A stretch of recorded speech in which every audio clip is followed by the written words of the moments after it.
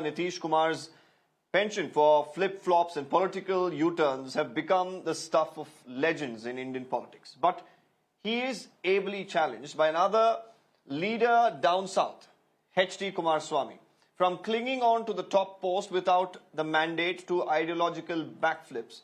The similarities are unmissable. In the latest, that's of course, when Mr. Kumaraswamy decided to tie up with the BJP despite his father being staunchly against it.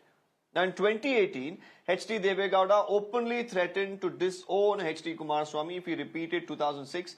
But, well, cut to 2024, both the father and the son are now happily lodged in the NDA camp as the JDS stares at a battle of survival in the 2024 Lok Sabha polls. Now, meanwhile, what makes H.D. Kumaraswamy's NDA-BJP alliance interesting is his statements in the recent past. Now, just last year, H.D. Kumaraswamy slammed the BJP's hijab ban in Karnataka, calling it a Beti Hatao policy. He had even asked all communities to not fall prey to the conspiracy of BJP and the RSS as well. But all this seems to have been changing or changed after his party's 2022 results and the 2023 results that came to the fore. And also in this particular result, 22 Muslim candidates from the party were also defeated. He later went on to even say that probably it is because the Muslims didn't vote for the JDS that his party lost. Not just that, the other bridge linking Nitish in Bihar and JDS in Karnataka is how they've managed to get the top post without being anywhere in contention as well. Call it, well, strategy or pure political opportunism, as B.S. Yedurappa once termed it. Now in 1996, H.D. Devegowda managed to become the Prime Minister with just 17 MPs, while in 2018, Mr. Kumaraswamy became the Chief Minister with 37 out of 224 seats. Now, while we've seen all of this drama unfold, of course, Mr. H.D. Kumaraswamy has defended his visit to Mandya, him wearing a saffron shawl, and him going on to raise the entire issue of the Hanuman Dwaja or the flag that was, put up in Mandya, later taken down, and went on to say that this is an issue of the failure of the state government. To discuss more about this, let me open this up with a panel of guests who are joining us today. Surabhi Hudigere from the BJP is with us, Sathya Prakash from the Congress, Prashanti SG, JDS spokesperson, all of them joining us today. Let me take this across to the JDS spokesperson, Prashanti SG first. Prashanti, this is a charge that has come in from the Congress party today, calling H.D. Kumaraswamy the palturam of South or Karnataka. What do you make of such a charge coming in from the Congress party? Yeah, I would like to tell you first, see, let me answer to your, specific question like JDS and BJP, where H.D. Kumaraswamy is joining BJP or Palturam, whatever they may call it as. See, we as a party will uphold our ideology, our secularism, and, we'll always abide by it. See, there is nothing Palturam or anything. We have done this in the past also. When we were an alliance with Congress, as well we have done, So there shouldn't be any surprise to our opponents that this is, again, a time around he is doing a paltu. There is nothing paltu we are doing. It is what we are doing. If there is any communal violence happening there, we have gone and tried to bring peace among the people. That is what exactly is done. Where is Paltu in this? I don't know. Explain this to me, Prashanti. Prashanti, please explain it to me. The former Chief Minister going there while the situation was pretty tense in Mandya. We of course know the entire, I'm not going to go into the background of the case, not going to go into the merits of the case. You just said that he was trying to maintain peace. Explain to me him wearing a saffron shawl, going there, now the Congress calling him Palturam, saying that, he is become a part of the Sangh Parivar or the BJP. This is their claim. And now you're saying that he just went there to maintain peace. Explain exactly how. No, like what is wrong in wearing the saffron, flag or saffron shawl? What is wrong in it? See, Okay, there is saffron is nothing an wrong in integral it. part. Let me say that there is nothing wrong in it, but there are political parties, there are ideologies that they, represent. There have been issues that they have raised in the past, but I'm not going to get into all of that. I'm going to just ask you to just clarify for my understanding and for the sake of our viewers. When you say that he was trying to maintain peace there, when there were hundreds of people who had gathered, we eventually witnessed stone pelting that happened. With H.D. Kumaraswamy being there, was anything prevented? Because you said he went there to ensure that there was no violence and peace was maintained. How exactly are you saying this? See, wearing saffron, first of all, I would like to say he went, there was communal disturbance, and that is why Kumaraswamy had to go and bring peace amongst the people. So, saffron is not an integral, it is an integral part of our national flag. So, what's wrong in wearing that and objecting to this, wearing the saffron color? People, I think they are deemed to be a national, anti-national themselves. So I don't think so. Okay, There is once anything again, wrong. you didn't answer my question when you said how did H.D. Kumaraswamy's presence there, in what way did he prevent the violence was my question, because that's a statement that you made, that he was there to ensure that peace was maintained. How did that exactly happen? Could you explain to our viewers? Sir, everyone in Karnataka knows that H.D. Kumaraswamy is the epitome of peace. So they have invited him because he also had contested sometimes in Mandya as well. Our people, JDS has a big time supporters there. And not just that, it is because of the humanity he shows there, the love, the care for the people of Mandya. That is why he has gone there to bring peace among their own people. And there is nothing, he doesn't like communal violence. And this is being created by the Congress themselves because they have nothing to show for the Lok Sabha election. And this is the only thing, the communal violence, the Muslims, the Congress, of course, has been saying that it's the BJP and the JDS that's trying to gain out of this, because it's written there in black and white that the permission that was given. Well, of course, yesterday Mr. Kumaraswamy also held a press conference where he clarified that there were minutes of the meeting that were recorded as far as the Gram Panchayat meeting, where there was a discussion that they wanted to put up a Hanuman flag, a saffron flag. But eventually, the letters that have been presented by the government or the Panchayat clearly mentioned that only a national flag should have been put up, or a Kannada flag had to be put up. So where is the Congress has been saying that it is the BJP and the JDS that is trying to flare up emotions here. But you are now saying that the Congress is trying to do this. And Mr. Kumaraswamy was there to spread the message of peace and love. Sir, the Congress is trying to misguide here. The Hanuman Dwaj was already being there. It was there on the stump. There was no Hanuman flag there. There was no Hanuman flag there. Okay, Prashanti, before you respond, you've already had an opportunity twice to respond to a couple of my questions. Mr. Sathya Prakash, one by one. Mr. Sathya Prakash, go ahead, say what you have to, and then we'll have Prashanti respond. See, HDK is notorious for dilution of his ideology. He has become the palturam of the South, as you rightly stated there.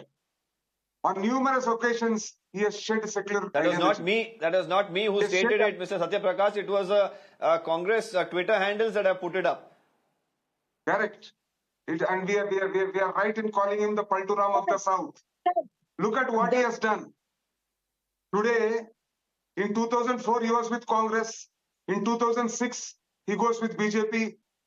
In 2018, again, he comes back to Congress. And in 2018, who removed HDK government? Who were people who were responsible for bringing down the HDK government? It was Narendra Modi, Yadurappa, and BJP. Now with those guys, communal party, which has brought down his own government, HDK has made peace. Today he is not only wearing saffron, he is wearing the black cap of the RSS and the khaki knickers too. Today JDS has become JDC. From secular, they have become a communal party. Look at the turbulence. Devegowda once said, when Kumaraswamy went with BJP, that I disown my son. Then Kumaraswamy cried and said, I have brought a lot of problem for my father. He was hospitalized from today I will never join the communals. But within 2 years, he has again joined the communal front. With this, it is clear that he is palturam of the south. People of Karnataka are seeing all this. And in 2024, the castes and communals have come together. People of Karnataka will teach Kumaraswamy A team and B team, both. But a lesson Mr. Sathya in- Prakash, in the Mr. coming Kumaraswamy Lok Sabha says election. that he doesn't have to give up on his, party ideology or his secular credentials to be be a part of the NDA. He says that they are only a part of the NDA because they believe that, that the Prime Minister is doing well for the country and the Congress is probably not a party or the alliance is not something that they want to go with. Bopanna, So how you does look at that make him a Kumaraswamy, part of what the he has done. RSS? Because they have not merged with the BJP. 2 days back, the RSS, the Sangh, the Bajrang Dal, the BJP went on the streets in Mandya. They threw stones at students' hostels. They broke down buses. They hit the policemen of the state. And Kumaraswamy has joined these saffron hooligans in Mandya. Earlier, BJP, Sangh, RSS and Bajrang Dal used to light fires in Karnataka. Today, a new party, JDS, has joined them. Congress has to keep on dousing the fires lit by both the castes, JDS and the communal BJP. The police today is suffering at the hands of both the castes and the communals. People of Karnataka are seeing what Kumaraswamy and the communal BJP is doing. They will not sit it lying down. Within 2 to 3 months, Okay. Karnataka will reject all Okay, those Mr. who Sathya have Prakash, lit let's fires also in the have society Surabhi Hudigere. and brought communal disharmony. Surabhi, you've been, patiently listening to both the Congress and the JDS here. What's your take on this entire statement that has come in from the Congress party? Well, it's first and foremost a really, really big statement to make. And the Congress spokesperson today has used some big words to call, to dole out secular credentials. Congress has gotten into this habit of doling out secular credentials when they themselves have put the nation under this sort of a wrap of pseudo-secularism is what we call these days for, things that have been so obvious. The Shah Banu case, Rajiv Gandhi, was that secular truly? The fact that there was anti-Sikh rights during the Congress rule, was that secularism? The very aspect of secularism has been diluted by the Congress and sold and repackaged to this country in the last 70 years. And because people have suddenly today woken up and realized that this Congress mode of secularism is not something that we should be going by, doesn't mean that some secular credentials have been lost by anybody. Second, I just want to mention here that Kumaraswamy and H.D. Devegowda, who was the Prime Minister from Karnataka, are very revered personalities here across different parties. What happened in Mandya was not a matter of politicization. The protest had begun way before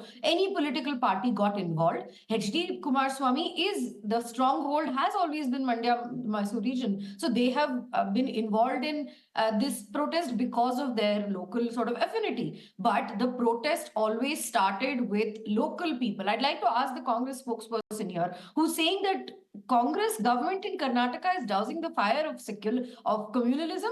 First and foremost, please tell me, why did your government have to do this sort of activity where the people, the villagers themselves had put up all of these flags? Why did you have to take it down in the middle of, in the wee hours of the morning? You should be focusing on more important things, sir. You should be focusing on your alliance. Everywhere else in the country that is falling apart, instead of commenting on our alliance, you should be focusing on the fact that your TMC in Bengal has walked out, JDU in Bihar has walked out, AAP in Punjab has walked out. So please do not, and you have yet to come up with a common minimum plan. You are yet to, all you're doing is these walks around India, which surely every state that Rahul Gandhi steps into, your alliance breaks apart. Don't worry about our alliance. We know how.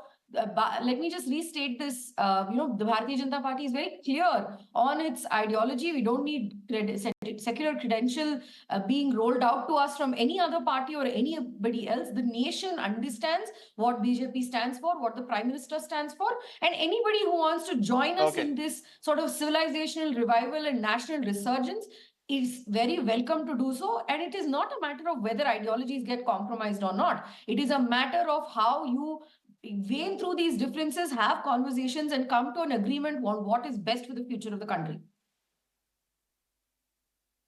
Okay, Sathya Prakash, I'm done. there was a lot that was being said by the BJP spokesperson, but more importantly, one thing to take away that I want you to respond here is, do you really think that, in all of this, the ideology makes that much of a difference for politicians? Because we've seen that in the past that it has not made a difference. Because to an extent, if you talk about work that you do, the development that you can carry out, do you feel that, certain politicians really don't rely on ideology per se? Look, I come from the worldview that Siddhanta or No, ideology is that was for integral to Mr. Prakash. Let Mr. Sure. Prakash respond. Sure. Yeah, tell me. Surabhi, I'll come back to you. Let Mr. Prakash respond. See, Prakash, sorry, Bopanna, first of all, Surabhi ji telling, giving lessons on ideology and communalism. No, Yeju, it's not good because BJP, RSS and SAN, we know how many thousands of people these people have killed in Gujarat. And the communal flare-up which is happening for the last 10 years, this has become a decade of communal violence. Let's stick to the issue at hand. Let's not divert us, topic, go into the past, go into other states. Let's stick to the issue at hand. We'll stick to Kumaraswamy. We'll stick to him donning that saffron shawl, visiting Mandya. Let's stick around this and please debate this topic. See, Deepak, there were a group of people, the extremist rightists, who called for a Padayatra. Kumaraswamy had no Mr. business. Sathya Prakash, you're saying palturam. His decision, of course, to join the NDA has come in the past. The question that I want to ask the Congress party here is, was the issue here that he was wearing a saffron flag? Was the issue that he took up an issue that the BJP also did? This particular name calling that has now begun, what is the real purpose behind it that this happening at this juncture? I will tell you, Deepak. Look at what the C.T. Ravi, the National General Secretary, has said. He has lied to the nation and he has called the national flag as Taliban flag. And Mr. Kumaraswamy, who swears that his party is secular, and even the JDS spokesperson here claims that they are secular, shared stage with a leader from RSS and BJP who called the Indian national flag the flag of Taliban. How can Mr. Kumaraswamy, who has a secular outlook, share stage with such a communal element? In this only, Kumaraswamy should have at least the capacity to tell that what C.T. Ravi said was wrong. If he had gone to douse the fires, he should have stopped that rally then and there. He should have stopped. He should have told his alliance partner that, we should not bring any disrepute for the people of Mandya. Mandya has routinely supported JDS party. But look at what has happened in the last assembly elections. In 7 out of 8 seats, JDS was defeated. Kumaraswamy has a responsibility towards people of Mandya. He should have the statement that you're referring to of Mr. C.T. Ravi, it's the inference that you have drawn from that statement. Of course, in the context that in which he said was also different, but I'm not going to debate that with you at this point. Let's have Prashanti, come in here from the JDS and respond to what you said. Prashanti, go ahead. So, according to the Congress spokesperson, Sathya Prakash, appeasing certain community means secularism for them. Okay, and sabka saath sabka vikas is not secularism for them. For them, only appeasing only certain communities has become secularism. And how do they become the secular party? I don't understand here. One thing, and they are talking about our secularism. Today also, one of the Muslims leader, we have made him the president in one of the districts. We have made him. So what is he talking about? This treacherous allegation from Congress is purely to incite communal tensions between the between our peaceful communities. And it is always being happened during the election time. These people are the one. Babri Masjid, what happened? Who was the Prime Minister of India at that time? Narasimha Rao. Who was he? Congress. Again, I don't want to go back in time, or I don't want to go to other states, Prashanti. Let's stick to the debate at hand. Deepak, today JDS has there were a joined couple a of party points, which Prashanti, demolished that Mr. Sathya Prakash pointed out. He said that Mr. C.T. Ravi was there. He is connected to the Sangh Parivar. Mr. H.D. Kumaraswamy sharing the dais with him, wearing that saffron flag, coming there to an issue where there was tension already in the atmosphere. The Congress is talking about all of these aspects. If you could respond in connection to that.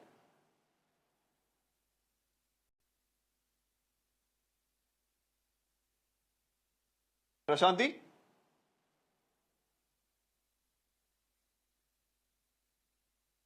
Well, we seem to have lost her there. We'll go back to Surabhi so that she could respond instead. Surabhi, if you could respond to Mr. Sathya Prakash. Sure, but from the Bharatiya Janata Party perspective, here is what I have to say, Deepak, which is that, first of all, thank you for the clarification Yes. on what another leader in the Bharatiya Janata Party said. That was not aimed at the national flag. We do not need sermons from the Congress Party. Bharatiya Janata Party, whether it is Koregodo or whether it's Lal Chowk, has continuously revered and respected the national flag.